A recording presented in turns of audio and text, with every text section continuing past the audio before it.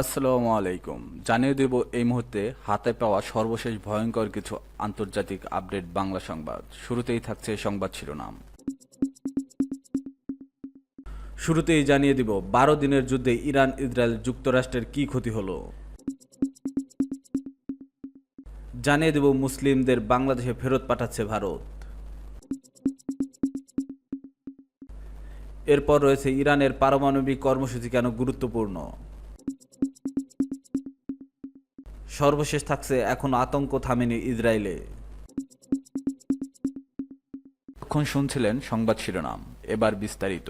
প্রিয় দর্শক, আপনি যদি এই চ্যানেলে নতুন হয়ে থাকেন, ভিডিওটি দেখতে দেখতে চ্যানেলটি সাবস্ক্রাইব করে আমাদের সাথেই থাকুন।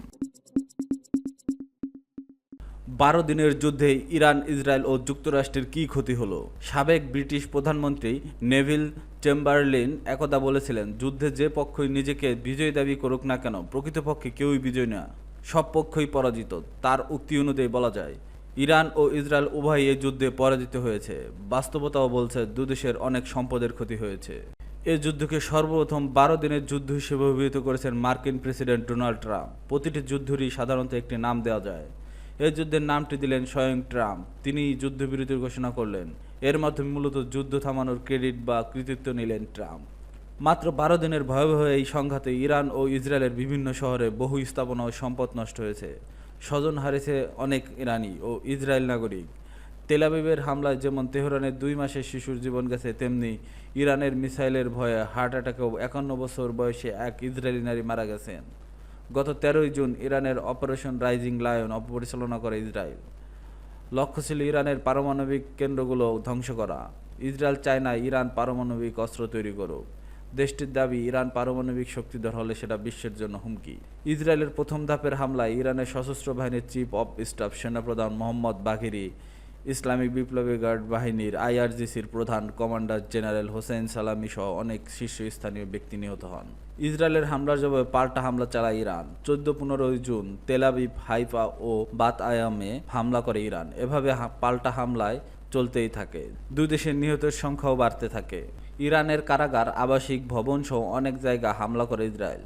তেহরান ও ইসরায়েলের বীরশেবা শহরের সোরোকা হাসপাতালে আঘাত করে। দেশটির পক্ষ থেকে দাবি করা হয়, হাসপাতালটির পার্শ্ববর্তী ইসরায়েলি ঘাঁটি ইরানের হামলার লক্ষ্য ছিল।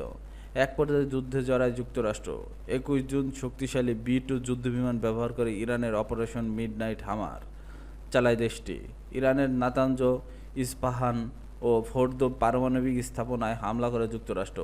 মার্কিন প্রেসিডেন্ট ডোনাল্ড ট্রাম্প দাবি করেন, ইরানের সবচেয়ে সুরক্ষিত পারমাণবিক স্থাপনা চিরতরে নিঃশেষ করে দিয়েছে ওয়াশিংটন। মুসলিমদের বাংলাদেশে ফেরত পাঠাচ্ছে ভারত। গত 31 মে 67 বছর বয়সী বাইসাইকেল মেকানিক আলী ভারতের উত্তর পূর্বাঞ্চলে আসাম রাজ্যের নিজের বাড়িতে ফিরে আসেন।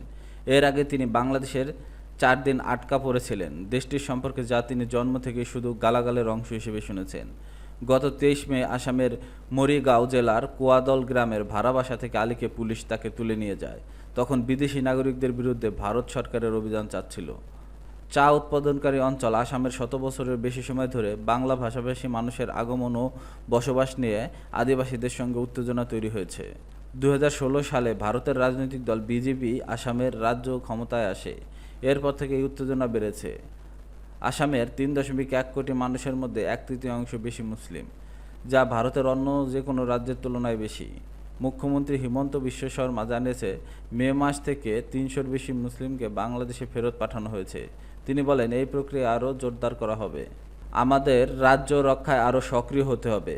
গত 23 মে আলীকে 200 কিলোমিটারেরও বেশি দূরে আসামের গোয়ালপাড়ার মাতিয়াতে অবস্থিত ভারতের সবচেয়ে বড় অনিয়মিত অভিবাসী বন্দি শিবিরে পাঠানো হয়।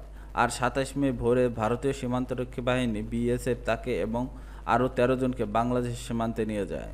আলী বলেন, বিএসএফ আমাদের জোর করে সীমান্ত পেরোতে বলছিল, কিন্তু বিজেপি ও স্থানীয়রা বলছিল তারা আমাদের নেবে না, কারণ আমরা ভারতীয়। সীমান্তের নো ম্যানস ল্যান্ডে 14 জন আধা দিন হাঁটু জলে খাবার বা আশ্রয় ছাড়াই কাটান। আলীর কাদার মধ্যে বসে থাকা একটি ছবি সামাজিক মাধ্যমে ভাইরাল হয়। তিনি বলেন, আমরা নীল আকাশের নিচে নরক দেখছি। যখন তারা ভারতে ফিরে আসতে চেয়েছিল, বিএসএফ তাদের রাবার বুলেট ছুড়ে ভয় দেখায়। আলী বলেন, আমরা কোথাও নিরাপদ ছিলাম না, আমাদের কোনো দেশ ছিল না।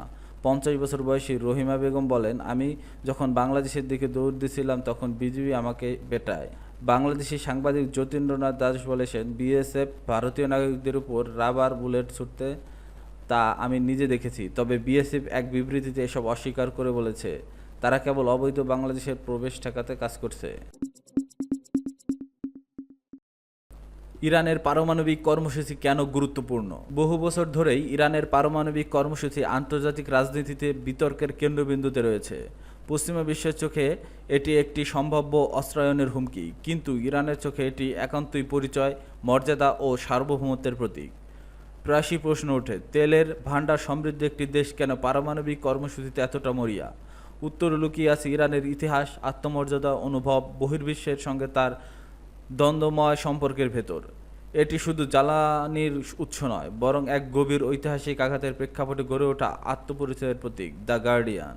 ইরানের আধুনিক ইতিহাস নানা রকম বিদেশি হস্তক্ষেপে রঞ্জিত। বিশেষ করে 1953 সালে মার্কিন ব্রিটিশ ষড়যন্ত্রে গণতান্ত্রিকভাবে নির্বাচিত শাসক মোহাম্মদ মোসাদ্দেকের পতন ছিল গভীরভাবে আঘাতকারী।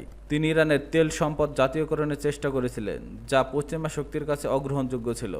এরপর থেকে স্বাধীনতা ইরানিদের মানসিকতায় পরিণত হয় একটি মৌলিক চেতনা হিসেবে। 1978 সালে প্যারিসের শহরতলিতে ইরানের বিপ্লবী আন্দোলনের দুই পথিকৃৎ ধর্মীয় নেতারা আয়াতুল্লাহ রুহুল্লাহ খোমেনি এবং উদারপন্থী জাতীয় ফ্রন্টের নেতা করিম সানজাবি একটি ঐতিহাসিক বৈঠকে বসেন। সানজাবির খসড়া ঘোষণাপত্রে ছিল দুইটি মূলনীতি, গণতন্ত্র ও ইসলাম। খোমেনি সেখানে নিজ হাতে একটি তৃতীয় স্তম্ভ যোগ করেন, সেটা হলো স্বাধীনতা। পারমাণবিক কর্মসূচি, বিশেষ করে ইউরেনিয়াম সমৃদ্ধ করার অধিকার, এই স্বাধীনতা সার্বভৌমত্বের প্রতীক হয়ে দাঁড়ায়। বহির্বিশ্ব যখন প্রশ্ন তোলে একটি তেলের সমৃদ্ধ দেশ কেন নিজস্ব পরমাণু জ্বালানি চায়, তখন ইরান এর উত্তরণে স্মরণ করিয়ে দেয় তার অতীত। শাহ মোহাম্মদের মোসাদ্দেকের আমলে যুক্তরাষ্ট্রের সহায়তায় ইরানের পরমাণু বিদ্যুৎ কেন্দ্র নির্মাণের উদ্যোগ শুরু হয়। 1974 সালে শাহ মোহাম্মদ বলেছিলেন, ইরান একদিন পারমাণবিক অস্ত্র অর্জন করবে। এটি পরে অস্বীকার করা হলেও পশ্চিমা জগৎ সন্দিগ্ধ হয়ে ওঠে। পরবর্তীতে এই কর্মসূচি বাতিল করল বিদ্যুৎ সংকট, ইরান ইরাক যুদ্ধ এবং আন্তর্জাতিক অসমতা সব মিলিয়ে এই প্রকল্প আবার ফিরিয়ে আনা হয়। তখন থেকে এই কর্মসূচি আর পশ্চিমা আধুনিকতার প্রতীক নয়, বরং হয়ে ওঠে দেশপ্রেমের মূলত প্রতীক।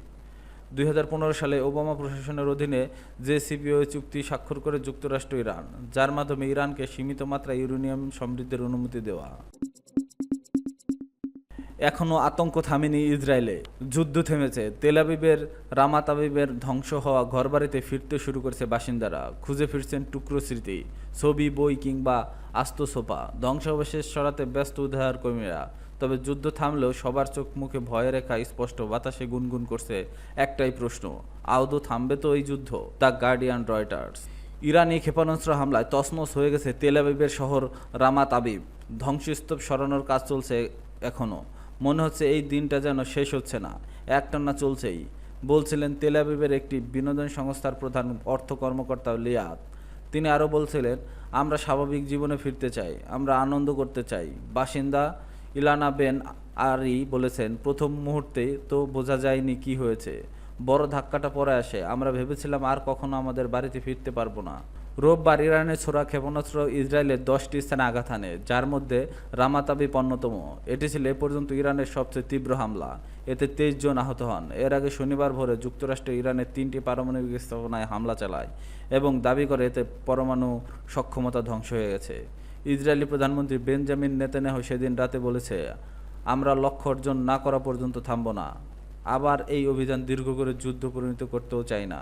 এটি এক ঐতিহাসিক অভিযান, যা আমাদের সব লক্ষ্য অর্জন না করা পর্যন্ত চলবে। 13 জুন থেকে শুরু হওয়া এই যুদ্ধের সূচনা হয়েছিল ইসরায়েলের শত শত বিমান হামলার মধ্য দিয়ে। এর জবাবে ইরানও শুরু করে ব্যাপক ড্রোন ও ক্ষেপণাস্ত্র হামলা, যা দিন দিন আরও ভয়াবহ হয়ে ওঠে। সোমবার পরিস্থিতি আরও জটিল হয়ে ওঠে। মার্কিন হামলার জবাবে যুক্তরাষ্ট্রের ইরাক ও কাতারে মার্কিন ঘাঁটিতে হামলা চালায় ইরান। এরপর পরপরই যুদ্ধবিরতির ঘোষণা করেন মার্কিন প্রেসিডেন্ট ডোনাল্ড ট্রাম্প। 12 দিনের টানা ইরানি হামলায় ইসরায়েল 24 জন নিহত এবং কয়েকশো আহত হয়েছে। অন্যদিকে ইসরায়েলি হামলায় ইরানে অন্তত 430 জন নিহত ও 3000-এর বেশি আহত হয়েছেন। তেহরান সহ ইরানের বহু অঞ্চল থেকে হাজার হাজার মানুষ ঘরছাড়া হয়েছেন। মঙ্গলবার পর্যন্ত 10 দিন ধরে রাজধানী তেহরানে চলছে টানা বোমাবর্ষণ। তেল আবিবে রোববারের হামলায় রেশ কাটেনি সোমবারও। দেশটির বন্ধ হয়ে গেছে বহু ব্যবসা প্রতিষ্ঠান, বিধ্বস্ত হয়েছে বেশ কয়েকটি বড় বড় শহর।